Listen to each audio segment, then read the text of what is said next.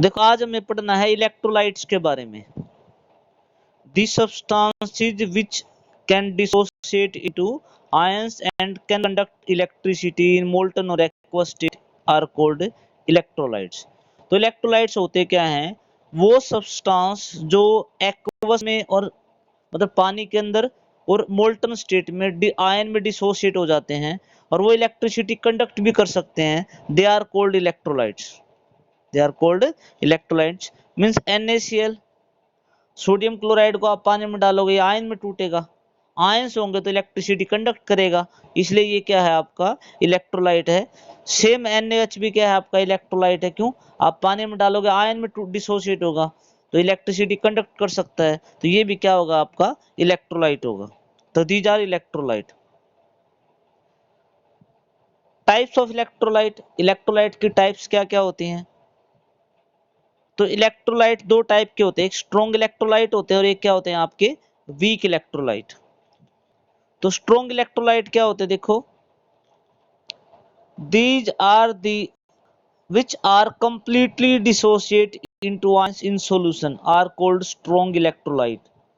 यदि आप उसको सॉल्यूशन में डालो, एक्वस सॉल्यूशन बनाओ उसका और वो completely dissociate हो जाए आयंस के अंदर, they are called strong electrolyte means they completely dissociate into ions। Example के तौर पे देखें तो NaCl सोडियम क्लोराइड क्या होता है? एक स्ट्रॉन्ग इलेक्ट्रोलाइट है। क्यों? Because it dissociate completely into ions. Same HCl, same NaOH, मतलब स्ट्रॉन्ग एसिड, स्ट्रॉन्ग बेस और स्ट्रॉन्ग सोल्ट, ये सारे ही आपके क्या होते हैं? स्ट्रॉन्ग इलेक्ट्रोलाइट होते हैं because they dissociate completely into ions. What is next? What are weak electrolyte? Weak का मतलब जो कंप्लीटली डिसोसिएट ना हो, which do not ionize completely in the solution are called weak electrolyte। जो completely ionize ना हो, मतलब आप पानी में डालो और आयन में डिसोसिएट ना हो, they are called weak electrolyte। Example आपके क्या है? CH3COH एसिटिक एसिड, ये आपका एक वीक एसिड है तो एक वीक इलेक्ट्रोलाइट है। H2CO3 कार्बोनिक एसिड, ये वीक एसिड है तो एक वीक इलेक्ट्रोलाइट है। अमोनियम हाइड्रोक्साइड वीक बेस है तो वीक क्या है आपका इलेक्ट्रोलाइट है। सेम जिंक क्लोराइड भी क्या है आपका वीक इलेक्ट्रोलाइट है। तो ये एग्जांपल क्या है आपके इलेक्ट्रोलाइट मींस जो आयन में डिसोसिएट होते हैं, दे आर कॉल्ड इलेक्ट्रोलाइट्स। अब इनके कारण कंडक्टिविटी जो होती है उसको बोलते हैं इलेक्ट्रोलाइटिक कंडक्टेंस या कंडक्टिविटी। मतलब आप नमक को पानी में डाल दो तो पानी के अंदर जो कंडक्टिविटी आ जाएगी, इलेक्ट्रिसिटी जो फ्लो करना स्टार्ट कर देगी, that is called electrolytic conductance. तो it is the tendency of an ions of electrolyte to conduct electricity is called electrolytic conductance. Means आप कोई भी इलेक्ट्रोलाइट ले लो, आप NaCl ले सकते हो, आप उसका सॉल्यूशन बनाओ पानी में डाल के, तो उसके आयंस जितनी इलेक्ट्रिकल कंडक्टिविटी कर सकते हैं, मतलब जितना इलेक्ट्रिक करंट को फ्लो करा सकते हैं, that is called electrolytic conductance और कंडक्टिविटी। तो आपको इसी के बारे में पढ़ना है। अब यहाँ भी यहाँ देखो, आयंस के कारण हो या इलेक्ट्रॉन के कारण हो, जब कंडक्टिविटी होती है, इलेक्ट्रॉन फ्लो करता है, तो कुछ बेसिक टर्म्स यूज होती हैं जो आपको पहले पता होनी चाहिए और आपको पहले पता भी हैं। तो सबसे पहला है ओम्स लॉ। क्या होता है? देखो, इलेक्ट्रिसिटी तो यहाँ भी पास हुई है तो पोटेंशियल डिफरेंस तो यहाँ भी पैदा होगा। जहां इलेक्ट्रिक करंट होगा वहां पर पोटेंशियल डिफरेंस जरूर होगा। तो ओम्स लॉ क्या बोलता है? Current flowing is directly proportional to potential difference. ये आपने भी पढ़ा है कि जितना ज्यादा करंट होगा उतना ही पोटेंशियल डिफरेंस ज्यादा होगा, या उल्टा, जितना पोटेंशियल डिफरेंस ज्यादा होगा उतना ही करंट क्या करेगा? ज्यादा फ्लो करेगा। तो डायरेक्ट आप क्या कर सकते हो? ओम्स लॉ क्या बोलता है? V is equal to IR। V आपका पोटेंशियल डिफरेंस है, I आपका करंट है और R क्या है? आपका रेजिस्टेंस। इस टॉपिक में कोई डाउट हो तो बताओ भाई। नेक्स्ट टॉपिक है आपका रेजिस्टेंस। रेजिस्टेंस सब कुछ है। It oppose the flow of electric current, ये करंट के बहने का अपोज करता है। मतलब रेजिस्टेंस ज्यादा होगा तो इलेक्ट्रिक करंट कम फ्लो करेगा, ये सबको पता है। रेजिस्टेंस किसके डायरेक्टली प्रोपोर्शनल होता है? Length by area. जितनी वायर की लेंथ होगी या कंडक्टर की जितनी लेंथ ज्यादा होगी, रेजिस्टेंस ज्यादा होगा, डिवाइड में क्या करना है? Area of cross section. तो इसका मतलब रेजिस्टेंस किसके डायरेक्टली होता है, लेंथ अपॉन एरिया। ए का मतलब क्या है, एरिया ऑफ क्रॉस सेक्शन, मोटाई जो होती है कंडक्टर की। तो यदि आप इक्वल का निशान लगाओगे तो एक कांस्टेंट आ जाएगा जिसका नाम है रो, रो बोलते हैं इस कांस्टेंट को। और ये क्या होता है, रो क्या होता है, रेजिस्टिविटी। तो मैंने लिख रखा है यहाँ पर, एल क्या है आपका, लेंथ ऑफ द कंडक्टर, ए क्या है, area of cross section of the conductor, और रो क्या है आपकी, रेजिस्टिविटी। जो बीच में कांस्टेंट आया है आप इसको स्पेसिफिक रेजिस्टेंस भी बोल सकते हो, और मेन मोस्टली बोला जाता है रेजिस्टिविटी। यूनिट क्या होगी रेजिस्टेंस की, what is the unit of resistance, ohm. Ohm क्या होता है, यूनिट होती है किसकी, रेजिस्टेंस की। व्हाट इज रेजिस्टिविटी, जो हमने पढ़ा है, जो कांस्टेंट हमने पढ़ा है, इसके बारे में बताओ। तो इसका यदि मैं फार्मूला निकालूं तो ए और एल अपॉन, तो resistance divide by A by L क्या होता है आपका, रेजिस्टिविटी। तो रेजिस्टेंस को आप ए बाय एल से मल्टीप्लाई कर दोगे तो it will be equal to resistivity. Unit क्या हो जाएगी रेजिस्टिविटी की, ओम सेंटीमीटर या ओम मीटर, कोई भी हो सकती है, ये हो सकती है unit of resistivity. What is next, conductance क्या होता है, it is major of the easy with the current flow, कितनी आसानी से करंट फ्लो हो सकता है किसी भी कंडक्टर के अंदर, वो क्या होती है उसकी conductance. It is the measure of the ease with which conduct current flow, कितनी आसानी से करंट फ्लो करता है किसी भी कंडक्टर में से या इलेक्ट्रोलाइटिक सॉल्यूशन में से, दैट इज कॉल्ड कंडक्टेंस। और कंडक्टेंस किसका रेसिप्रोकल होता है, conductance is reciprocal of resistance. मतलब रेजिस्टेंस आपको पता है तो आप 1 से डिवाइड कर दोगे तो क्या निकल जाएगा आपका, कंडक्टेंस निकल जाएगा। What is the unit of conductance,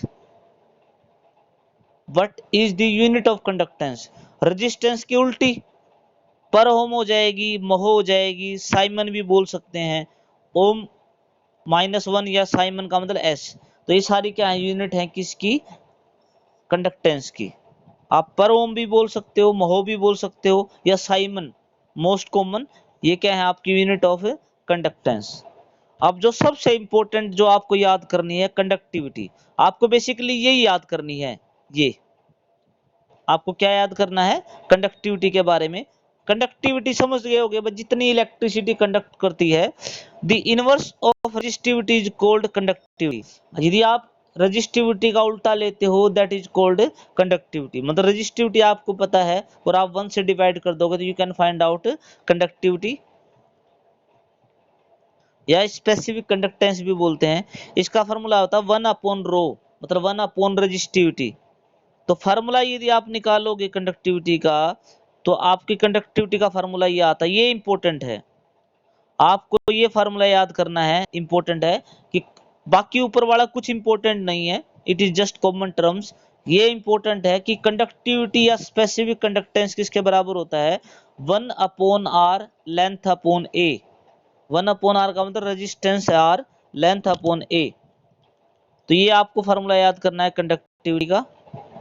और जो लेंथ अपॉन ए है, मतलब लेंथ अपॉन एरिया है, इसको कई बार सेल कांस्टेंट भी बोला जाता है, it is also called cell constant. कई बार दोनों की वैल्यू एक साथ दे देगा तो लिखेगा सेल कांस्टेंट। बाकी आपको ये फार्मूला याद करना, मैं दोबारा याद दिला रहा हूं कि कंडक्टिविटी किसके बराबर होती है, 1 upon resistance length upon area, it is called conductivity. देखो इसमें कोई डाउट हो तो बताओ बेटा। देखो बेटा, यूनिट ऑफ कंडक्टिविटी क्या होगा, what will be the unit of conductivity. यदि आपसे पूछे तो कंडक्टिविटी की यूनिट होती है पर ओम पर सेंटीमीटर, या साइमन पर सेंटीमीटर किसकी यूनिट हो जाएगी। यूनिट भी इंपॉर्टेंट है बेटा, आपको यूनिट भी पूछ लेते हैं। तो what is the unit of conductivity, per ohm per centimetre या siemens per centimetre, these are the unit of conductivity. अब इंपॉर्टेंट आया जिस पे न्यूमेरिकल आता है, ये आपका है मोलर कंडक्टिविटी। इसके ऊपर न्यूमेरिकल हमेशा पूछा जाता है, नॉर्मली आ जाता है। मोलर कंडक्टिविटी होती क्या है, या मोलर कंडक्टेंसी भी इसका दूसरा नाम है। It is the conductivity power of all the ions produced by dissolving 1 mole of an electrolyte in the solution.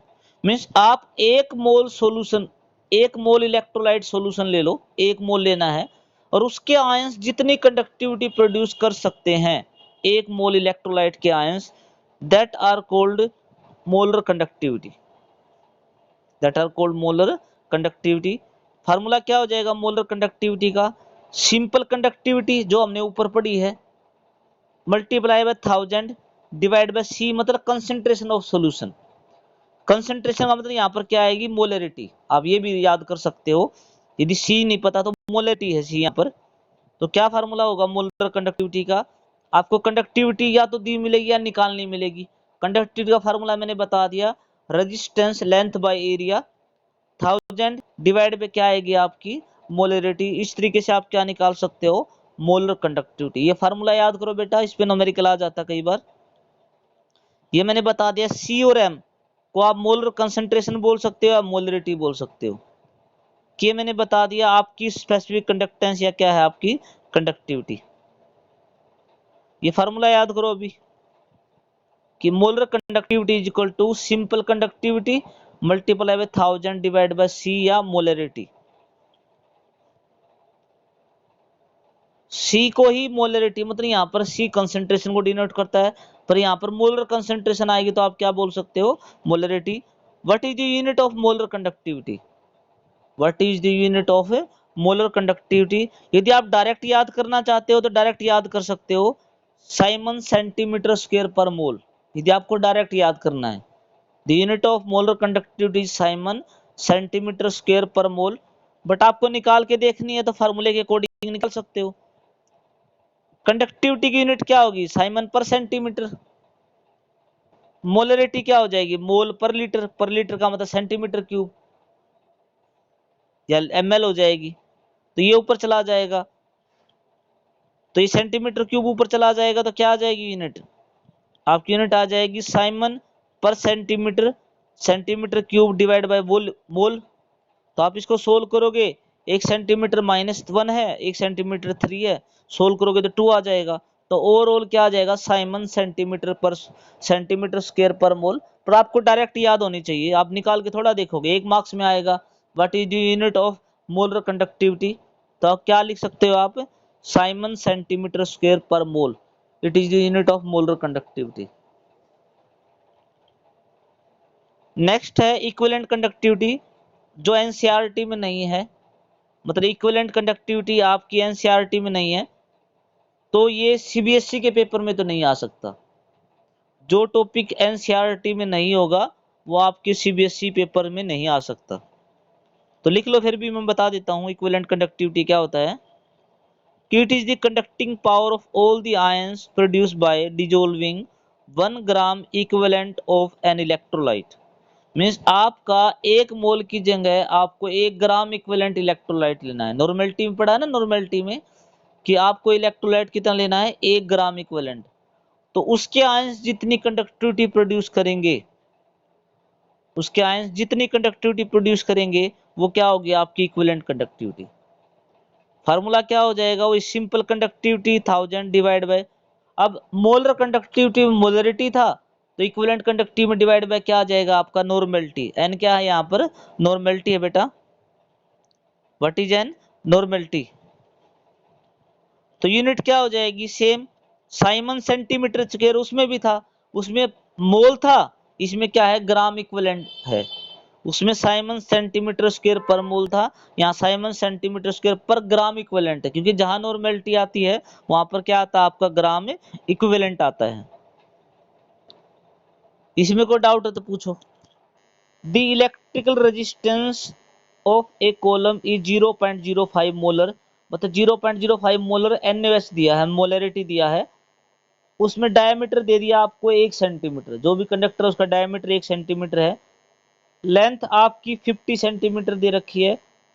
Resistance है 5.5 गुना 10⁻³ ओम। तो आपको कंडक्टिविटी और मोलर कंडक्टिविटी फाइंड आउट करनी है। तो देखो मोलरिटी कितनी दे रखी है आपको? 0.05 मोलर। लेंथ आपको दे रखा है 50 सेंटीमीटर, तो लेंथ हो गया। आपको एरिया नहीं दिया तो आपको एरिया निकालना है। कैसे निकालोगे? डायमीटर दे दिया 1 सेंटीमीटर, तो आप करोगे तो रेडियस आ जाएगी 0.5। सही है। बट डायमीटर जी दी 1 है तो रेडियस कितनी हो जाएगी 0.5। तो आप एरिया निकाल सकते हो, एरिया पाई आर स्क्वायर, पाई की वैल्यू 3.14, आर की वैल्यू कितनी है 0.5 सेंटीमीटर उसका स्क्वायर, तो डायमीटर आ जाएगा आपका 0.785 सेंटीमीटर स्क्वायर। तो ये आ गया आपका डायमीटर, ये क्या आ गया आपका डायमीटर कितना है 0.785 सेंटीमीटर स्क्वायर। अब डायमीटर आ गया, लेंथ आ गया, रेजिस्टेंस है, तो आप कंडक्टिविटी निकाल सकते हो। तो कंडक्टिविटी का फार्मूला मैंने बोला था, याद करो, 1/r length by area, it is the formula of conductivity. तो वैल्यू पुट करो, आपने रेजिस्टेंस की वैल्यू पुट की, कितनी पुट की 5.5 गुना 10⁻3, लेंथ कितना है 50 सेंटीमीटर, एरिया कितना निकाला था हमने 0.785। तो आप यहाँ से कैलकुलेट करोगे तो जो आपकी कंडक्टिविटी आएगी वो आएगी 1.148 गुना 10⁻² साइमन पर सेंटीमीटर। ये आपकी कंडक्टिविटी आ जाएगी, क्या आ जाएगी आपकी कंडक्टिविटी। बट आपको तो मोलर कंडक्टिविटी निकालनी है, K गुना 1000 डिवाइड बाय मोलरिटी। K किसके बराबर दे रखा है कंडक्टिविटी 1.148 गुना 10⁻² 1000 डिवाइड बाय मोलरिटी कितनी है 0.05।